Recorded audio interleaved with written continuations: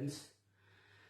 So today we are going to talk about the chapter called Landscape of the Soul. It is from your book Hornbill, and this chapter actually is like we are supposed to get into the depth of what is there in the chapter. So that's why this chapter will be for two parts.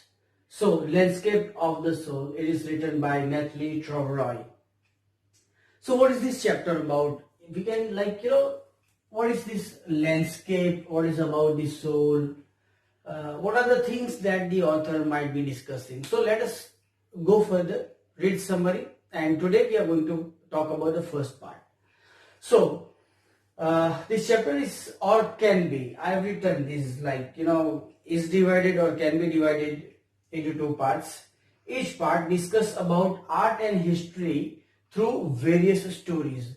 Now this history and art, these both things are very important because we are given two stories, and actually the author is talking about is particularly two stories and want to give certain informations regarding the art and the history.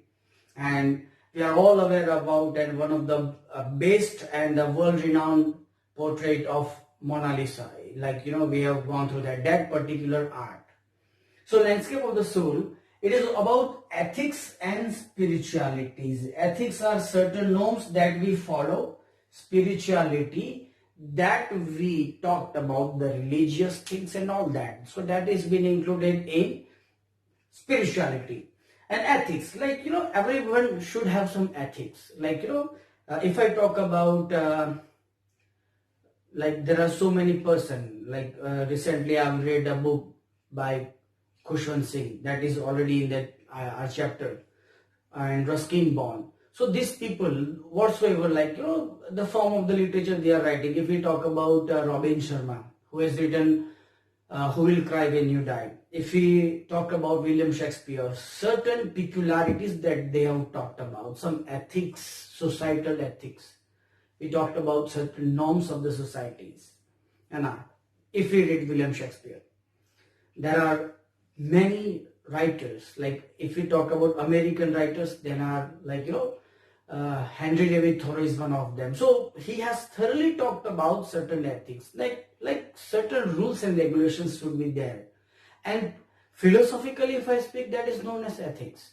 So we must have some ethics. Now this ethics and spirituality in Chinese painting that we are going to talk about. So this is all about the Chinese painting. And it has been discussed by the author. The author has given two stories and we are supposed to get to that.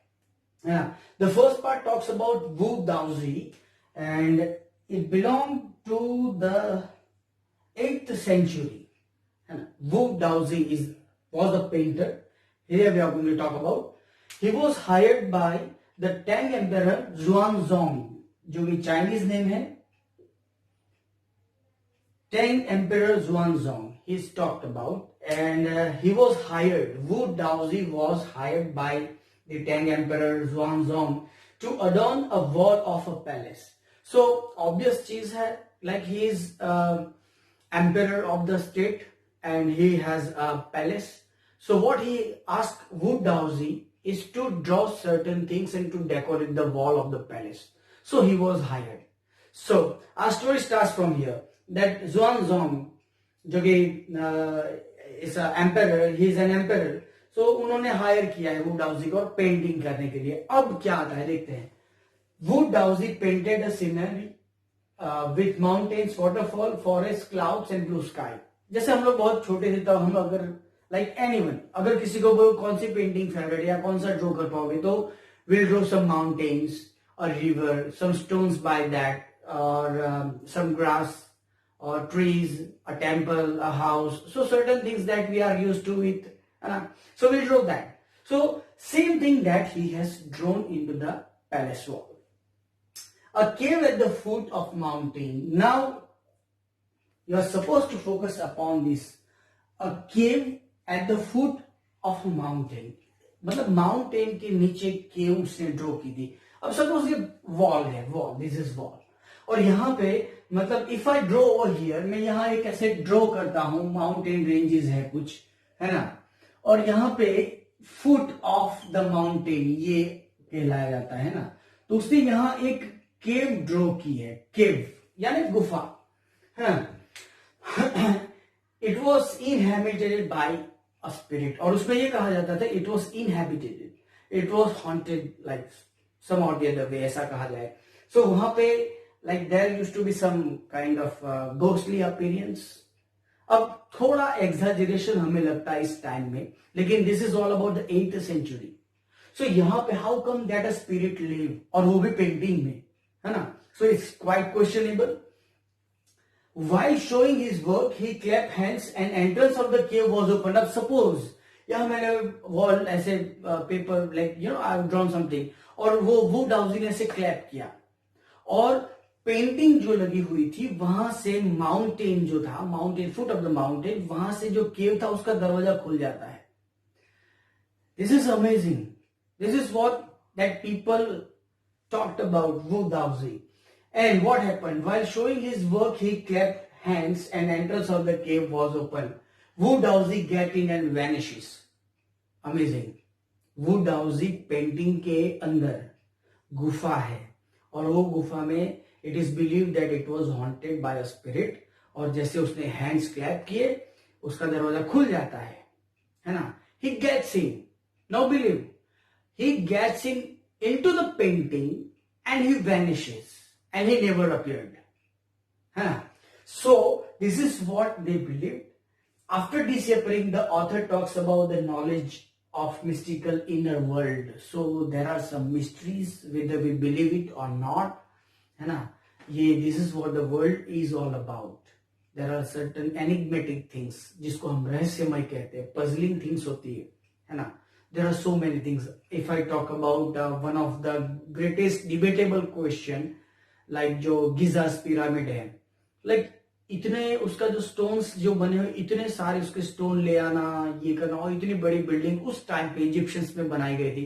जैसे कि हम लोगों ने previous class में जो discovering tert के बारे में बात की थी, वैसे ही है ये। तो वो पिरामिड बना कैसे, इट इज अनबिलीवेबल, हम नहीं मान सकते। तो this is what also questionable कि यार एक पर्सन जो पेंटर है, और वो पर्सन जो पेंटर है जो ऐसे क्लैप हैंड करता है ना, और गुफा का दरवाजा खुल जाता है, and he gets in and he vanishes and never appear again, मतलब वो भी पेंटिंग में, इसलिए quite questionable. So the author quote over here is mystical inner world, है ना। और what is the most important thing, masters are aware of way within.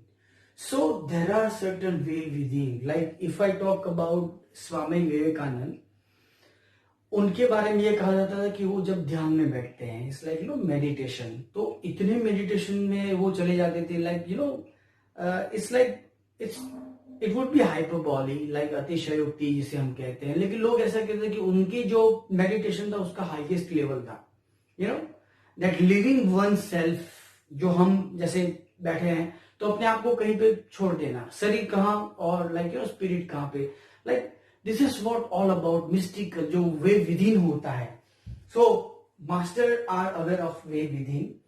Another painter did not paint or draw a dragon's eye, fearing it would come alive and fly away. और दूसरी भी एक ऐसी fable, I don't know whether it's true, like you know इस time पे 21st century में like we are not aware of the things के like हमें मानना है या नहीं मानना है। तो इसकी एक बात है कि एक पेंटर ऐसा था जिसने ड्रैगन का ऐसे पोर्ट्रेट या पिक्चर ऐसे ड्रॉ किया था, लेकिन उसने ड्रैगन की आईज नहीं ड्रॉ की, जो कि आईज जो होती है वो बहुत पेंटिंग में बहुत मायने रखता है। Eyes are very important part in any kind of drawing, लेकिन इसने तो ड्राइंग की नहीं थी, क्योंकि ये मिथिकली ये माना जाता था कि अगर उसने ड्रॉ कर दी यू नो तो वो फुलफिल हो जाता, और वो फुल फ्लेज्ड एक ड्रैगन बन जाता, और वो जिंदा होके वो उड़ जाता। That is what that painter believed, and he didn't draw the dragon's eye. This is a kind of like you know still we have some questions regarding that whether it's true or not, but this is how it happens. Another thing that we are going to talk about Western pictures, like जो western में ऐसी जो painting, ऐसे कुछ incidents है, ऐसे कुछ दंत कथा जिसे लेजेंडरी टॉक्स कहते हैं. So that we are going to talk about in the next chapter. Till then, keep safe, stay home, stay safe. Thank you.